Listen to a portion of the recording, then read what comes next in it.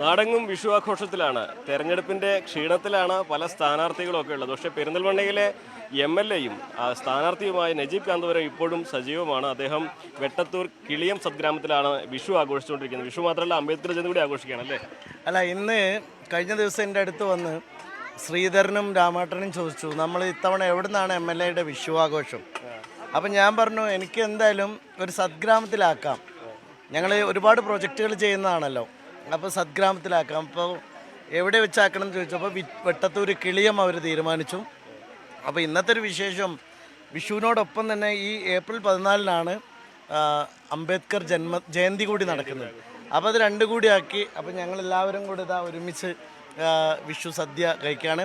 ഈ ദിവസം എനിക്ക് ഏറ്റവും സന്തോഷമുള്ള കാര്യം, 2ാം ടേമിലെ ആദ്യത്തെ വിഷു ഈ കിളിയം സദ്ഗ്രാമത്തിലാണ്. എന്തൊക്കെയാണ് ഇപ്പോഴത്തെ നിലവിലെ സാഹചര്യം? നമുക്കറിയാം, പലവിധ പ്രശ്നങ്ങൾ, ഈ ജാതീയത ഇല്ല എന്നൊക്കെ പറയുമ്പോഴും പല കോളേജുകളിൽ നിന്നും ഉണ്ടാകുന്ന ആത്മഹത്യയും മറ്റുമൊക്കെ വലിയ വാർത്തകൾ നിറഞ്ഞിരിക്കുകയാണല്ലോ, നിതിൻ്റെ മരണമൊക്കെ. ഇതുകൊണ്ട് തന്നെ ഈ ഒരു വിഷുവാഘോഷം എന്ന് പറയുമ്പോൾ ഒട്ടേറെ വിഷമം കൂടിയുള്ളതല്ലേ? ഒരുപാട് സങ്കടങ്ങളുണ്ട്. പ്രത്യേകിച്ചും പട്ടികജാതിക്കാരോടൊപ്പം നിൽക്കുക, അവർക്ക് ഒരു ആത്മവിശ്വാസം കൊടുക്കുക, ഒരു ആഘോഷത്തിൽ പോലും അവരെ ചേർത്ത് നിർത്തുക. കാരണം അവരുടെ ഉന്നമനം കൊണ്ട് മാത്രമേ ഈ രാജ്യം രക്ഷപ്പെടുള്ളൂ. ഇപ്പോൾ പലപ്പോഴും നമ്മൾ പറയാറുണ്ട്, പിന്നോക്ക വിഭാഗങ്ങളിൽപ്പെട്ട ആളുകൾ, അതുപോലെ പട്ടികജാതി വിഭാഗത്തിൽപ്പെട്ട ആളുകൾ, നമ്മളൊരു രാജ്യം അതിൻ്റെ ഹോളിസ്റ്റിക് ഡെവലപ്മെൻറ്റ് സാധ്യമാകണമെങ്കിൽ അതിൻ്റെ 4 ടയറും പഞ്ചറാകാതെ പോകണം. അപ്പോൾ ഈ 4 ടയറും പ്രധാനമാണ്. മുമ്പിലെ ടയർ മാത്രം ഉള്ളതുകൊണ്ട് വണ്ടി ഓടില്ലല്ലോ. അപ്പോൾ ഈ പിറകിലെ ടയറുകൾ കൂടി ഭദ്രമാക്കാനുള്ള പദ്ധതിയാണ് കഴിഞ്ഞ 5 വർഷം ഞാൻ പ്രവർത്തിച്ചിട്ടുള്ള സദ്ഗ്രാമങ്ങളിലെ ഈ പേരുമാറ്റം ഉൾപ്പെടെയുള്ള പ്രവർത്തനങ്ങളിലുണ്ടായത്.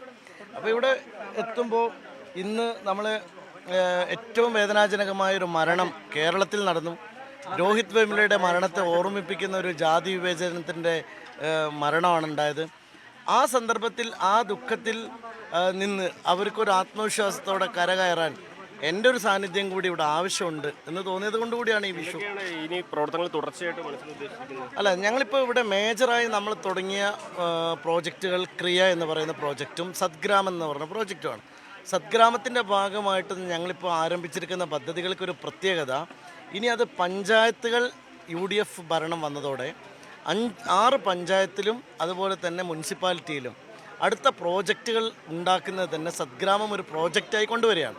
ഇതുവരെ ഞങ്ങളൊരു NGO വർക്കായിട്ടാണ് അത് നടത്തിയെങ്കിൽ ഇനി നാളെ അത് ഗവൺമെൻറ് വർക്കായിട്ടും പ്രോജക്റ്റായിട്ടും സദ്ഗ്രാമം മാറുകയാണ്. പഞ്ചായത്തുകളുടെ ഫണ്ട് ഉപയോഗിച്ചായിരിക്കും ഇനി നമ്മുടെ ഈ സദ്ഗ്രാമങ്ങളെ നവീകരിക്കാനുള്ള പദ്ധതികൾ വരും. അതൊരു വളരെ വിശേഷപ്പെട്ട കാര്യമാണ്. എന്നാണെങ്കിലും ഇപ്പോൾ തെരഞ്ഞെടുപ്പ് കഴിഞ്ഞിട്ട് കാത്തിരിപ്പിൻ്റെ കാലം കൂടിയാണല്ലോ, എങ്ങനെയാണ് പ്രതീക്ഷകൾ? കുന്നോളം പ്രതീക്ഷകൾ. എനിക്ക് ശരിക്കും പറഞ്ഞാൽ ഏറെ സന്തോഷത്തോടെ പറയാൻ പറ്റും, ഇങ്ങനെ ഒരു ഇലക്ഷൻ വർക്ക് ഞങ്ങളെ ഒന്നും എക്സ്പീരിയൻസിലില്ലെന്ന് എന്നോട് സാക്ഷ്യപ്പെടുത്തുന്നത് ഇവിടുത്തെ മുതിർന്ന നേതാക്കന്മാരാണ്.